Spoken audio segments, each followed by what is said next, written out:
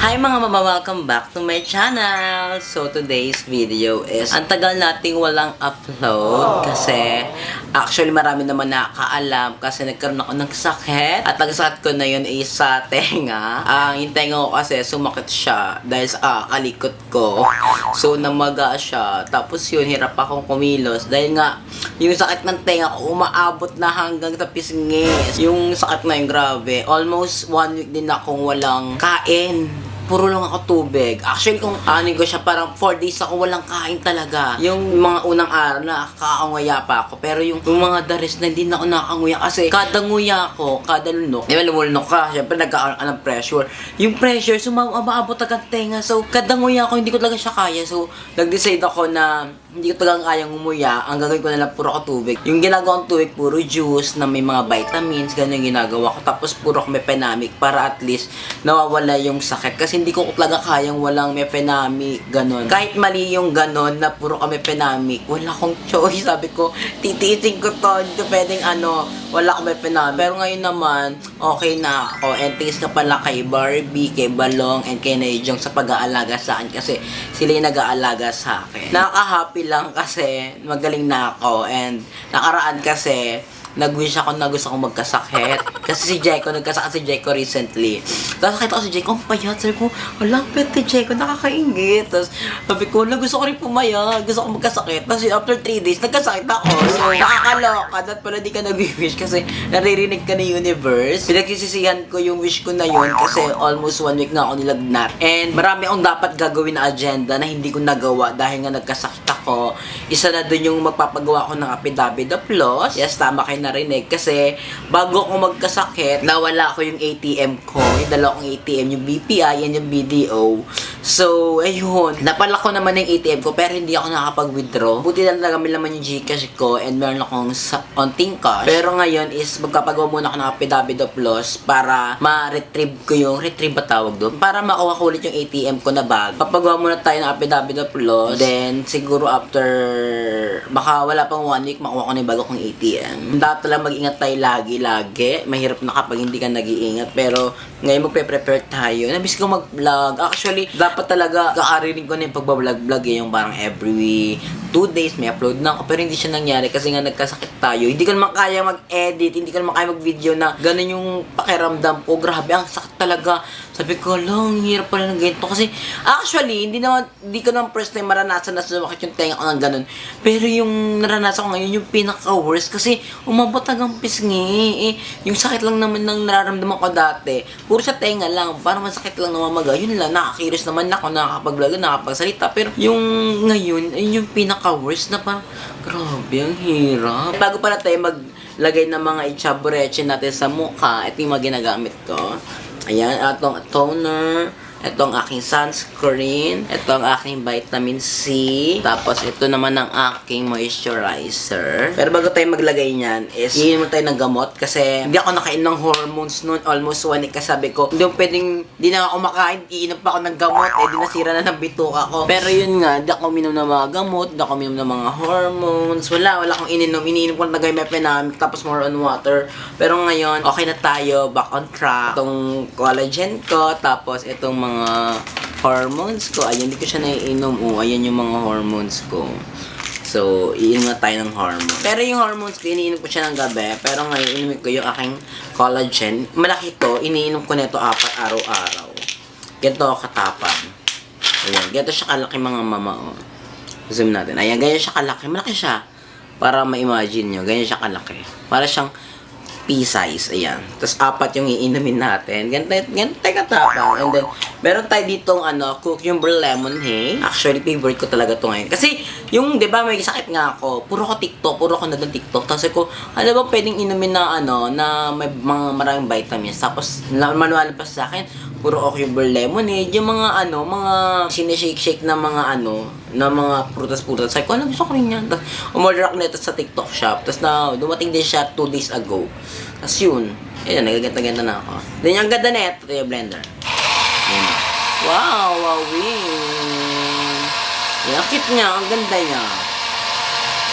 Gusto niyo ng link neto, ilalagay sa description below yung link. Pero ngayon na tayo. Gusto kong kumain ng kanin, gusto kong kumain ng tacos, gusto kong kumain ng birria. Ganun talaga yung nasa isip ko kasi yung malabas nga sa TikTok ko, puro mga pagkain, nakakagutom. Sa kolo, gusto ko na kumain. Tapos, hindi kong magawa-gawa kasi nga sobrang sakit talaga. At gustuin kong kumain, hindi ko siya magawa.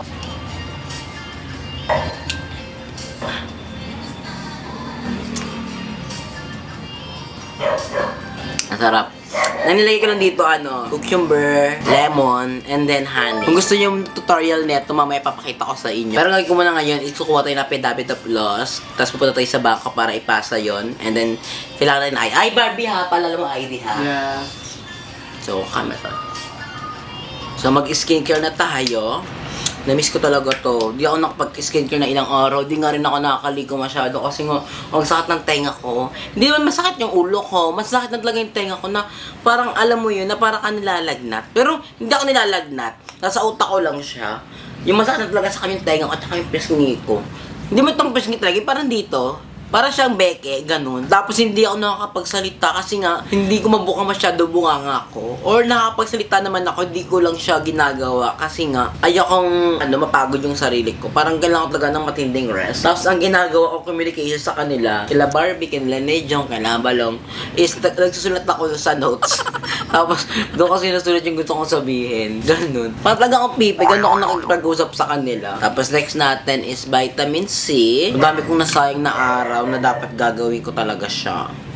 Pero wala grabe ang lagnat Gagamit naman tayo ng ating moisturizer. Ngayon lang ako nagpagento kasi nga sabi ko babawi ako kasi yung mukha ko talaga ang dry no. Pero kagabi naman, maayos naman ang pakiramdam ko. Pero ngayon talaga, itong fully recovered na ako. Ang hirap pag may sakit, hindi ko mahanap yung tulog ko kasi kumikot siya pag madaling araw.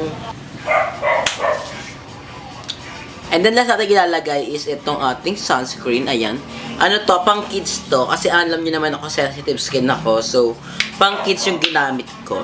Pinakailangan talaga natin sa mukha natin is sunscreen. Kasi yung hitid sa Pilipinas. Ayun yung pinaka parang importanteng skin product dapat na nilalagay mo sa mukha mo. Tsaka gusto ko dito kasi may white cast siya. Tapos after 5 minutes, nawawala naman na siya. Para siya nagiging instant pulbo. Wait, lagyan na niya.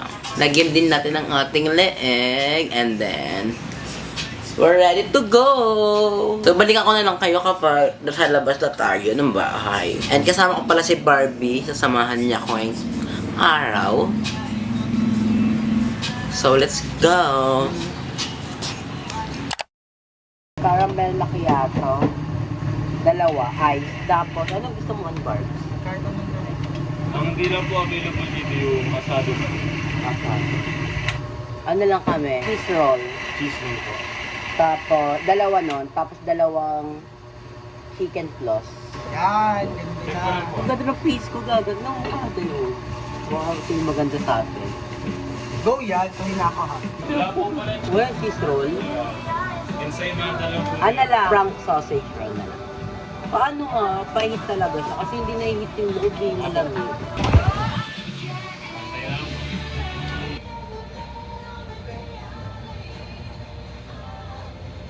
Nagamitan ng ano?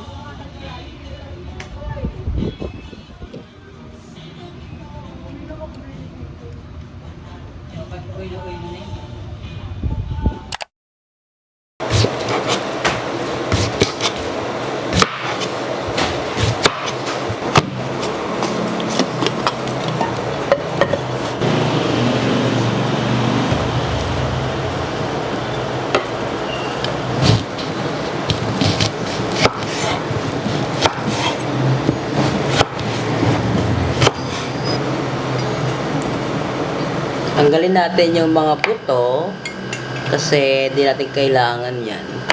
Then after, ilalagay na natin siya dito.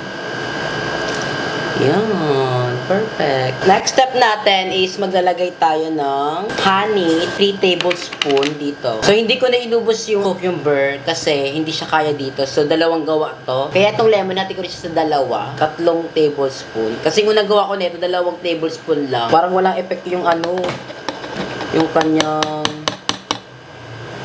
honey. Kaya 3 dapat pala. Ganyan. Wala tipid sa sarili natin. Dapat perfect.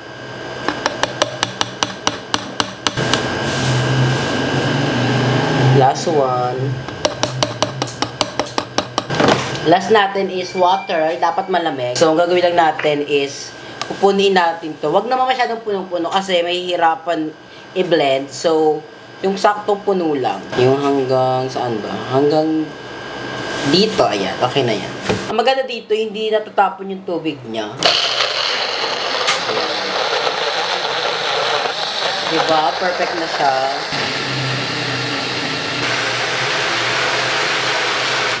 Ayan, pasabog siya. Ang maganda pala sa blender ko na to, kapag walang takip siya, di siya nagagana. So, ano ka, mas safe ka dito. Then, meron ako ditong baso na may ice. Then, transfer natin dito. So, ito yung ginawa ko after ko magkasakit. Kasi lahat ng lumalabas sa TikTok ko, puro gantong mga cucumber lemon eh. By the way, pala nakuha ko na yung affidavit of loss. So, next kong gagawin, bukas, pupunta ko ng bangko para pasa yon kasi isa sa mga requirements para ma-retrieve yung account natin. Ngayon kasi nakalock siya, tapos magpapagawa ko ng bagong bank account. Ay, hindi, actually, parang gagawa ko ng bagong card, pero yung bank account yung pa rin yun. Hindi ko alam kung may bayad yun or wala, pero siguro may bayad yun ulit. Hindi ko sure, or wala, bahala na. So, tikman natin ang ating cucumber lemonade. Ah, sarap! Ang refreshing niya mga mama, kaya must try to. Actually, minali ko to kanina, ang dami nag-comment, nalagyan ko doon ng ginger. Eh, ayoko nun kasi ano yun, luya yun, diba? Eh, ang luya, di ko trip yung lasa yun. Tapos lagyan ko doon ng may pinapalagi pa sila sa akin, hindi ko alam kung ano yun. Pero okay na ako dito, nag-enjoy naman ako sa lasa niya. Gusto ko sana asukal na lang ilagay ko kesa sa honey. Kasi yung honey, ang mahal. Nabili ko tong ganito kalaki ng 500 pesos. Tapos ganyan yung bawas niya agad oh. Eh, pag asukal naman, parang wrong naman yung asukal. Kasi nakadebe. Ang nonsense naman ng healthy living natin kung asukal gagamitin natin. So, nakita ko kasi sa mga nakikita ko sa TikTok, ginagamit talaga nila is yung honey. So, di ba kigaya na tayo sa uso. So, ang sarap niya.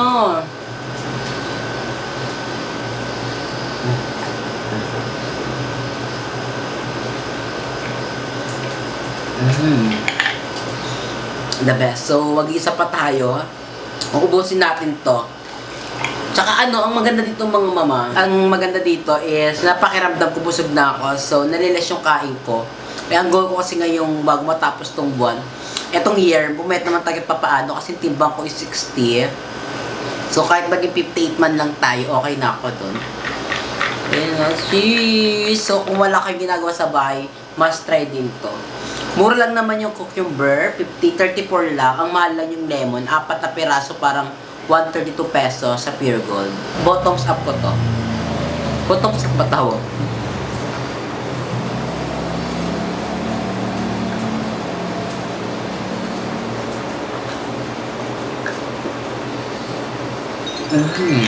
Ang sarap! The best! Try lang mga mama, thank you so much for watching. Namiss ko itong pag-vlog kasi almost 1 week ako walang upload. And I'll see you sa akin next vlog. Kasi mag-upload tayo ngayon. Ngayong magaling na ako. I love you so much. Bye! Mwah!